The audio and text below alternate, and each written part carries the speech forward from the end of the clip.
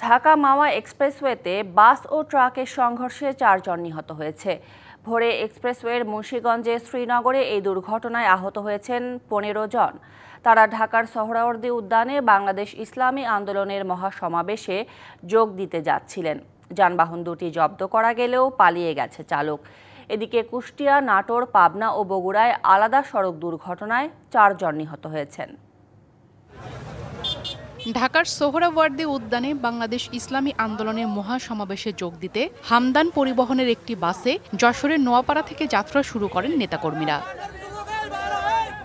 মুন্সিগঞ্জের শ্রীনগরে হাসারা 2 নম্বর ব্রিজের সামনে থাকা একটি চলন্ত ট্রাককে অতিক্রম করতে গিয়ে পেছন থেকে সজোরে ধাক্কা দেয় বাসটি। এ সময় বাস ও ট্রাক নিয়ন্ত্রণ হারিয়ে সড়ক বিভাজনের সঙ্গে ধাক্কা খায়। ঘটনাস্থলেই 2 জন মারা যান, গুরুতর আহত হন 15 জন। থানায় আমাদের 2টা লাশ, আমার মামা এবং আরেকটা আমার খালাতো ভাই, 2টা লাশ আমরা শনাক্ত করতে পারি এবং আমরা লাশ 2টা রিলিজ হয়ে গেছে। দুর্ঘটনায় কবলিত হয় একটি ট্রাকের সঙ্গে, অন দ্য স্পটে মারা গেছে 2 জন। পরে ফায়ার সার্ভিস আহতদের উদ্ধার করে ঢাকা মেডিকেলে পাঠালে সেখানে আরও 2 জনকে মৃত ঘোষণা করেন চিকিৎসক।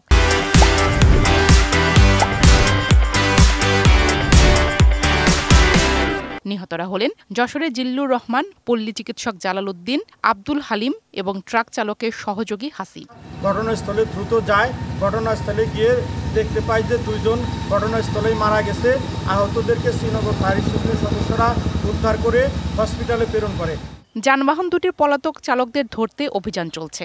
বাসের যাত্রী যারা ছিলেন তারা মারাত্মকভাবে জখমপ্রাপ্ত হয়। ঘটনাস্থলে 2 জন মারা যায়, আর বাদবাকি লোকগুলোকে যারা আহত ছিলেন তাদেরকে আমরা উদ্ধার করে ঢাকা মেডিকেল কলেজ হসপিটালে প্রেরণ করি।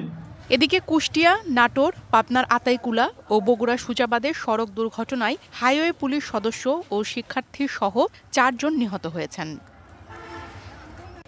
প্রিয়া কুন্ডু, ডিবিসি নিউজ ডেস্ক।